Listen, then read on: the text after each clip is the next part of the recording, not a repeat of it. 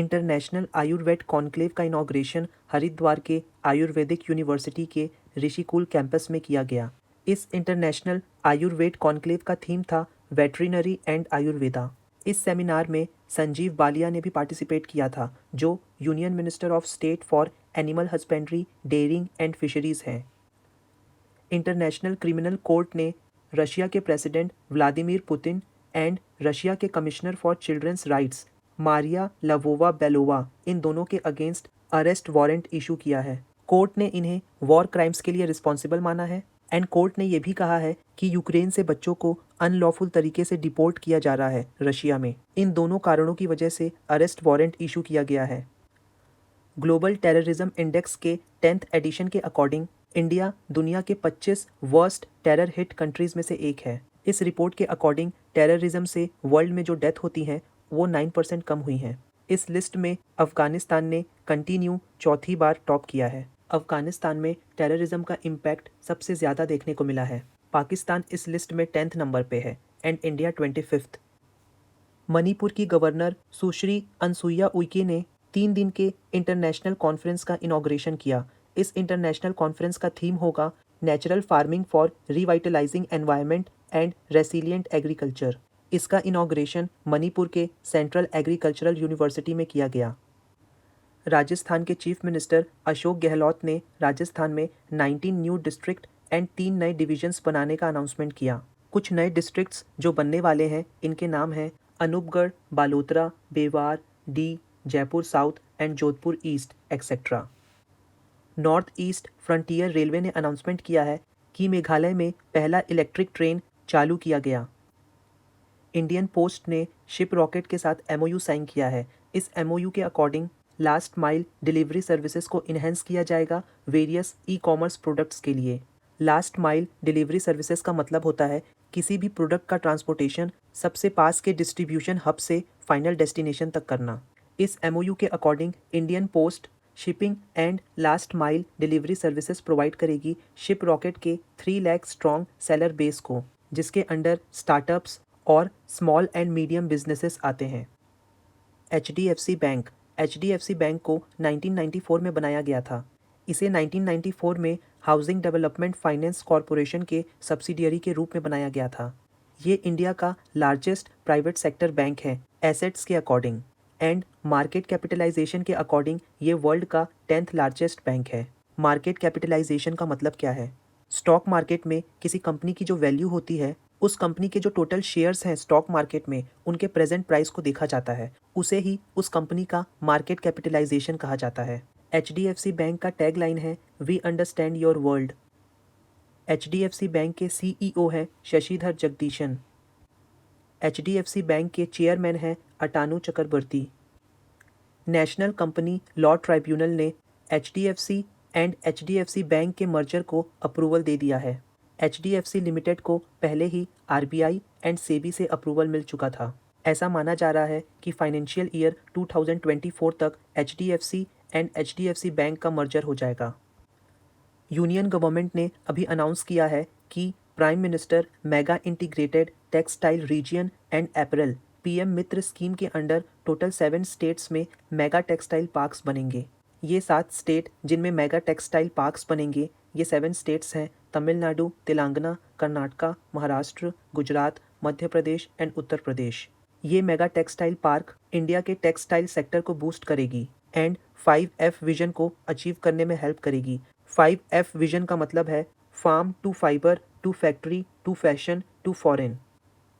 BPCL Bharat petroleum corporation limited ये एक public sector company है जो ministry of petroleum and natural gas के अंडर आती है।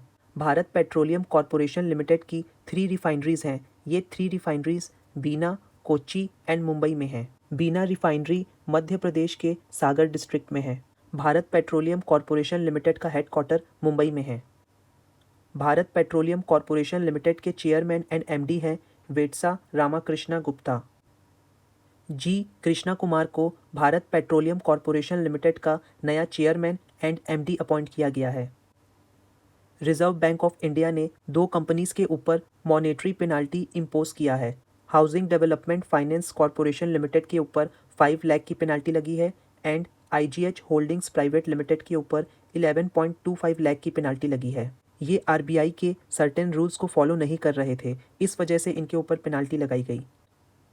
दीपक बागला, जो कि इन्वेस्ट इंडिया के MD एंड CEO थे, इन्होंने अपने पोजीशन से रिज़ाइन कर दिया है। इन्वेस्ट इंडिया इंडियन गवर्नमेंट की national investment promotion and facilitating agency है, जिसे 2009 में बनाया गया था under section 25 of companies act. NATO, north Atlantic treaty organisation, ये एक इंटर गवर्नमेंटल मिलिट्री अलायंस है 30 मेंबर स्टेट्स के बीच। इन 30 मेंबर्स में 2 मेंबर्स हैं नॉर्थ अमेरिका से एंड 28 मेंबर्स हैं यूरोप से। नॉर्थ एटलांटिक ट्रीटी को वॉशिंगटन DC में 4 अप्रैल 1949 को साइन किया गया था। North Atlantic treaty organisation NATO का मिलिट्री हेडक्वार्टर बेल्जियम के मॉन्स में है। नाटो को नॉर्थ एटलांटिक अलायंस के नाम से भी जाना जाता है। नाटो को 4 अप्रैल 1949 में बनाया गया था। इसका हेडक्वार्टर बेल्जियम के ब्रसेल्स में है। नाटो के सेक्रेटरी जनरल हैं जेंस स्टोल्टेनबर्ग। पोलैंड पहला नाटो कंट्री बन गया है जो यूक्रेन को फाइटर जेट प्रोवाइड करेगा। स्लोवाकिया ने भी अनाउंसमेंट किया है कि वो यूक्रेन को फाइटर जेट्स प्रोवाइड करेंगे। National institute of ocean technology ने अभी अनाउंसमेंट की है कि वो लक्षद्वीप में एक emission free desalination plant setup करेंगे। इस डिसैलिनेशन प्लांट में national institute of ocean technology low temperature thermal desalination technology का यूज़ करेगी। डिसैलिनेशन प्लांट वो प्लांट होते हैं जहां ओशियन के सॉल्टी वाटर को नॉर्मल वाटर में कन्वर्ट किया जाता है, जिससे उनको ड्रिंकिंग एंड इरिगेशन पर्पस के लिए यूज़ किया जा सके। Border road organisation strategic Zojila pass को 16 मार्च से ओपन करेगी व्हीकल्स के मूवमेंट के लिए। जोजिला पास ग्रेटर हिमालयन रेंज में लोकेटेड है। ये 11,650 फीट की ऊंचाई पे है।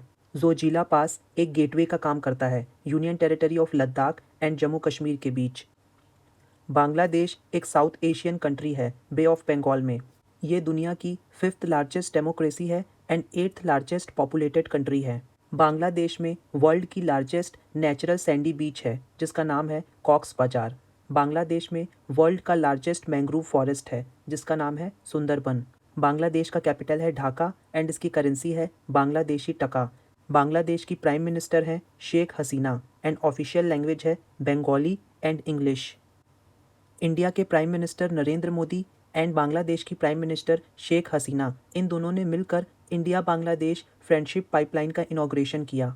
ये पहली क्रॉस बॉर्डर एनर्जी पाइपलाइन है इंडिया एंड बांग्लादेश के बीच। राम सहाय प्रसाद यादव को नेपाल का वाइस प्रेसिडेंट चुना गया। प्राइम मिनिस्टर नरेंद्र मोदी ने अभी अनाउंस किया है कि 7 मेगा टेक्सटाइल पार्क्स ओपन होने वाले हैं एंड ये 7 mega textile park prime minister mega integrated textile region and April PM Mitra scheme के अंडर खुलेंगे। ये 7 mega textile park Tamil Nadu, Telangana, Karnataka, Maharashtra, Gujarat, Madhya Pradesh and Uttar प्रदेश में खुलेंगे। इसका मेन एम होगा टेक्सटाइल मैन्युफैक्चरिंग एंड एक्सपोर्ट्स के फील्ड में इंडिया को ग्लोबल हब बनाना। IREDA Indian renewable energy development agency, इसे 1987 में बनाया गया था as a mini Ratna company. ये ministry of new and renewable energy के अंडर काम करती है। इरेडा का मेन ऑब्जेक्टिव है ऐसे जितने भी प्रोजेक्ट्स जो renewable sources of energy and energy conservation से रिलेटेड हैं, उन सभी प्रोजेक्ट्स को फाइनेंशियल असिस्टेंस प्रोवाइड कराने के लिए हेल्प करना एंड उनको डेवलप एंड प्रमोट करना। गवर्नमेंट ने Indian renewable energy development agency IREDA को स्टॉक एक्सचेंज में लिस्टेड करने का परमिशन दे दिया है एंड इरेडा को स्टॉक एक्सचेंज में लिस्टिंग करने का जो काम होगा ये काम करेगी department of investment and public asset management. Hollywood actor Lance Reddick की मृत्यु हो गई। इन्होंने काफ़ी सारी फिल्मों में काम किया था। इनकी एक फेमस फिल्म थी John Wick. National green tribunal, national green tribunal एक स्टैट्यूटरी बॉडी है जिसे नेशनल ग्रीन ट्राइब्यूनल एक्ट 2010 के अंडर बनाया गया था। इसका मेन काम है एनवायरमेंटल रिलेटेड केसेस को देखना एंड उनसे रिलेटेड डिसीजन लेना। ऑस्ट्रेलिया एंड न्यूजीलैंड के बाद इंडिया एक ऐसी कंट्री है जिसने नेशनल ग्रीन ट्राइब्यूनल बनाया है जो कि एनवायरमेंट रिलेटेड केसेस से डील करती है। नेशनल ग्रीन ट्राइब्यूनल ने केरला के कोच्चि म्युनिसिपल कॉरपोरेशन को 100 करोड़ एनवायरमेंटल कंपनसेशन पे करने के लिए कहा है। Kochi municipal corporation solid waste को हैंडल करने में फेल हुई है जिसकी वजह से एनवायरनमेंट को डैमेज हुआ है एंड इसीलिए नेशनल ग्रीन ट्राइब्यूनल ने एनवायरनमेंट कंपनसेशन पे करने को कहा है। इंडियन अमेरिकन अरुण अग्रवाल को community bond task force committee का चेयरपर्सन अपॉइंट किया गया है। कम्युनिटी बॉन्ड टास्क फोर्स 15 लोगों का एक ग्रुप होगा जिसे अरुण अग्रवाल हेड करेंगे। ये Dallas city council and city staff को असिस्ट करेंगे। डल्लास एक सिटी है जो आपको यूएसए के टेक्सास स्टेट में देखने को मिलेगा।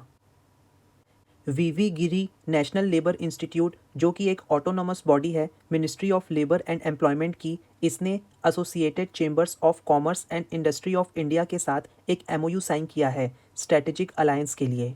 इस स्ट्रेटेजिक अलायंस का एम होगा labour and employment related areas में प्रोफेशनल एंड ऑर्गेनाइजेशनल डेवलपमेंट को प्रमोट करना। ऑथर रचना भिष्ट रावत ने एक नई बुक लिखी है। इस बुक का नाम है Bipin the man behind the uniform. ये बुक जनरल बिपिन रावत के लाइफ, पर्सनैलिटी एंड उनके प्रिंसिपल्स के बारे में डिस्कस करती है। बिपिन रावत इंडिया के पहले चीफ ऑफ डिफेंस स्टाफ थे।